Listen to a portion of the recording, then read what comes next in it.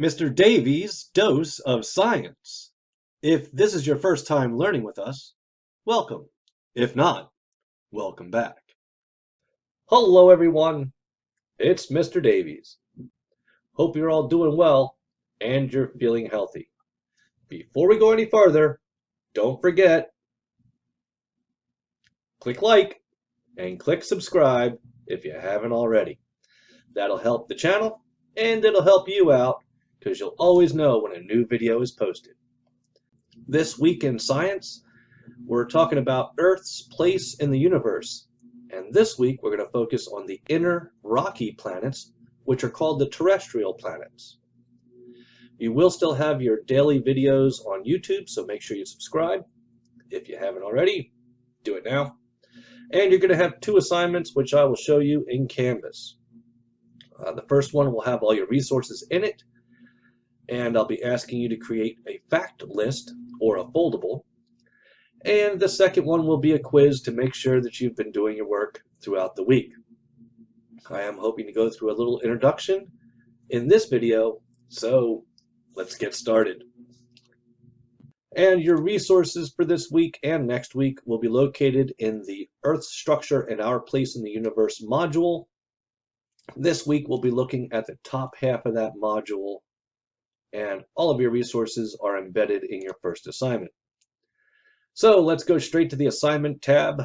When the assignment tab opens, you will see your two assignments right at the top. Your first assignment is your weekly assignment for this week. As you open that assignment, you're going to find that it's a 20-point assignment, a little bit bigger than usual. It tells you, using the daily instructional videos and the resources provided, your job is to create a list of the 5 most important facts for each of the terrestrial planets. That would include Mercury, Venus, Earth, and Mars. Realizing that you should have 5 facts for each planet means that you should have a total of 20 facts. Today, I would encourage you to take a look at the first resource, which is this video right here. It talks to you all about the solar system and gives you a number of basic facts to get you started. Remember, your job is to pick the 5 most important facts. So you might have to trim it down a little bit and decide what you think are the 5 most important. There are other resources that we will take a look at throughout the week. Most every day we'll take a look at the reader as well as a slide from the PowerPoint. I do have a link to a NASA website which is filled with information, really easy to get to, really easy to navigate. Also, most days there's going to be a space school video. They did a great job. There's a lot of information that comes really, really fast.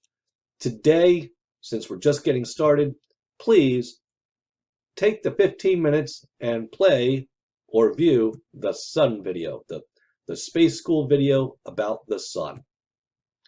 So again, today, solar system introduction video and the sun video from space school after you're done watching this, of course. As we get toward the end of the week, you're going to want to submit this assignment. And to do that, there's a couple of steps I would encourage you to take. First off, you are asked for 5 facts on each planet. So you might want to copy that.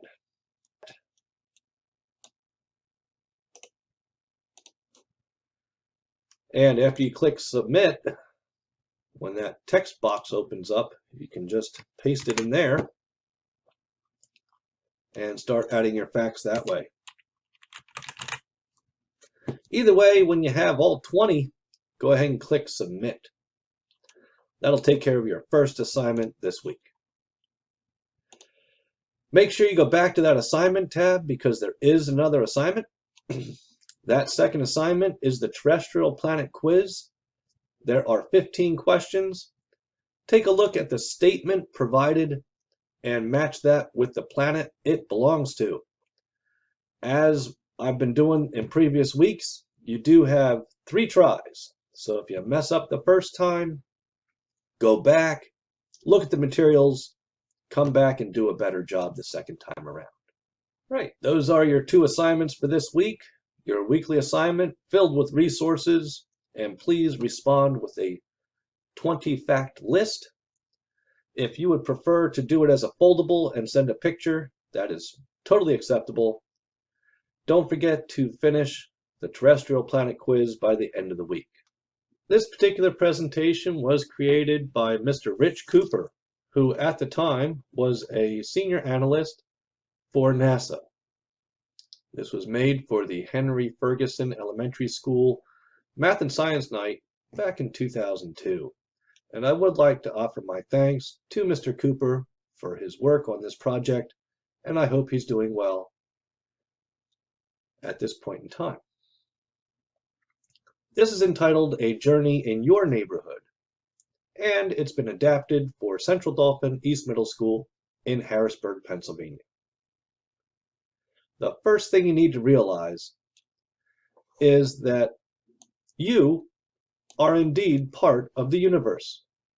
Everything that is in the stars is also in you. Things like hydrogen, nitrogen, helium, energy, and everything else is also in you.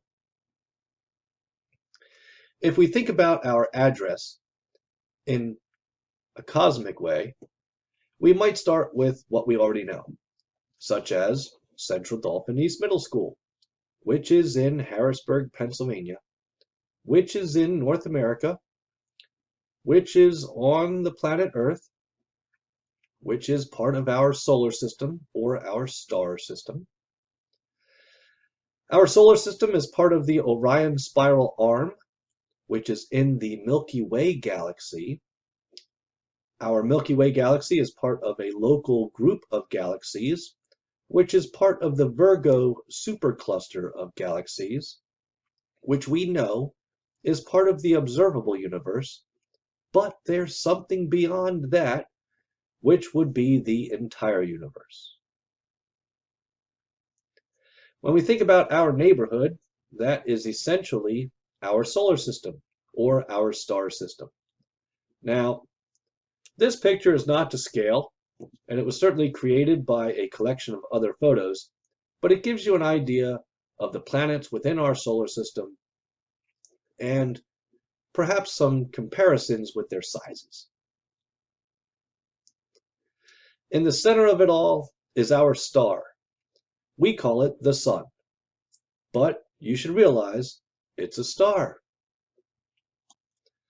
Our sun, our star, has the most mass of anything in our solar system, and therefore has enough gravity to keep everything in orbit around it. The first planet we come to is Mercury. Mercury is a very small planet. It has a short orbit around the sun. It's rocky and appears a lot like our moon, covered with craters and pretty gray. Next is Venus. Venus is sometimes called Earth's twin. Why? Because it's about the same size, but it's really not very nice. It's got really thick clouds and it rains sulfuric acid. We probably can't live there, and even probes have difficulty getting there and doing any investigation. Next up, our home, Earth. It is 3/4 covered with water, but under that water is a hard, rocky crust. We do have an atmosphere of gases, which have clouds and water vapor and storms, and we have a moon. Earth is the first planet with a natural satellite, which we call our moon. Its real name is Luna. The last of the terrestrial planets is Mars. We have sent more robots to Mars than any other planet. In fact, we may send humans in the very near future, hopefully within the next 2 decades. Sometimes called the red planet, covered in dust storms, Mars is certainly going to be explored soon. Between Mars and Jupiter, there are a lot of rocks. We call it the asteroid belt. After we get through the asteroid belt, we come to Jupiter. Jupiter is the largest planet in our solar system and the first of the gas giants. It has quite a few moons and a large storm in its southern hemisphere, sometimes called the Great Red Spot. Saturn is very well known for its extensive ring system. We will learn about what those rings are made of. They are not solid, but they are very cool to look at. Next, we have Uranus, sometimes pronounced wrong, but definitely very interesting. Uranus has an interesting tilt.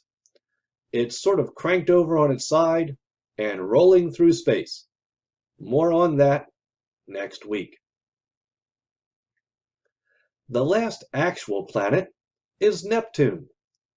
Neptune is named after the god of the sea. It does have a blue appearance, and at one point in time, we did notice a large dark spot or storm in its southern hemisphere. It's about the same size as Uranus, but this one's rotating up and down. Oh, Pluto. Pluto has gone through some changes in the last decade or so, and we'll discuss that in 2 weeks. Yes, it's still there. It's just not classified as a full-fledged planet any longer. Why? Because we had to come up with some rules, and it didn't pass all the tests. We will address it, just not yet. There are other things out there, nebulas and space clouds, other stuff that has been around since the creation of our universe. How do we learn about space? Well, we can either look up through the night sky, or we could send a telescope on the other side of our atmosphere to get a clearer picture. Or we could send a human. Then when they come back, they can tell us what it was like, describe it, and put it in human terms. At one point in time, this was the world's greatest spaceship. At this point, they've all been grounded and decommissioned, sold to local museums all over the country. You can see one at the National Aeronautics and Space Museum in Washington, D.C., and one at Kennedy Space Center where it's on display. It took off like a rocket. Once it achieved orbit, it had bay doors that could open and you could take things with you like satellites. And it allowed individuals, humans, to work in space. If you're going to work in space, you have to be able to live in space. It's important for you to realize that exercise and working your muscles while you're in space is extremely important. Otherwise, when you come back to Earth, you struggle a lot with the gravity. There is no up, there is no down in space. You have an apparent weightless environment, so sleeping can be a little challenging. They were able to take the space shuttle up to fix and service the Hubble Space Telescope. This is how they did that. There's a robotic arm that they could stand on to do their work. Once they're done doing the work, you got to let it go so it can get back into orbit and get back to work itself. And that means it's time for you to come home. The space shuttle fleet was able to land like a plane, although according to the pilots, it didn't fly very well, sort of like a brick with wings. This particular runway is in Florida at the Kennedy Space Center, or Kennedy Spaceport, I believe they call it now, Cape Canaveral.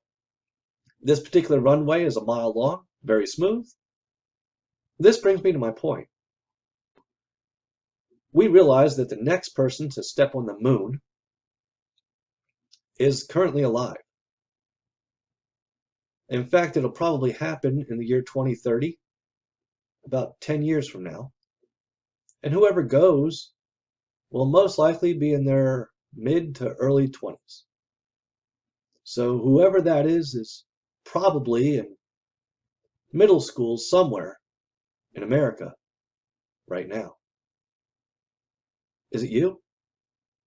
We're going to need more astronauts. In fact, we've created an entire new portion of the United States military called the United States Space Force. What does your future hold? I hope that was very insightful. But don't forget, you also have to complete and submit your assignments to get full credit. As always, please stay healthy, stay safe. Until next time, this is Mr. Davies. Have a great day and keep on learning. If you learned something today, please like this video. If you think there is more you can learn, then click subscribe or consider coming back again tomorrow. The information, likenesses, and opinions in this video are the intellectual property of Mr. Mike Davies. While Mr. Davies does refer to other works owned by others, those resources are either parts of a public school district curriculum or they are readily available through open forums on the internet. Mr. Davies does offer his thanks and appreciation to any entity he has chosen to refer to or gather sound bites or clips from to emphasize his lessons. Mr. Davies is currently a professional member of the teaching staff for Central Dauphin School District in Harrisburg, Pennsylvania, and is making, producing, and publishing these videos for the benefit of his students and other students during the current lockdown crisis. Mr. Davies does not make claim to all of the ideas and resources referenced in his videos. However, he does claim responsibility and rights to his likeness, opinions, and the academic content of these videos. He does not grant permission for any entity to copy or duplicate any portion of this video or any of his videos for private or personal gain.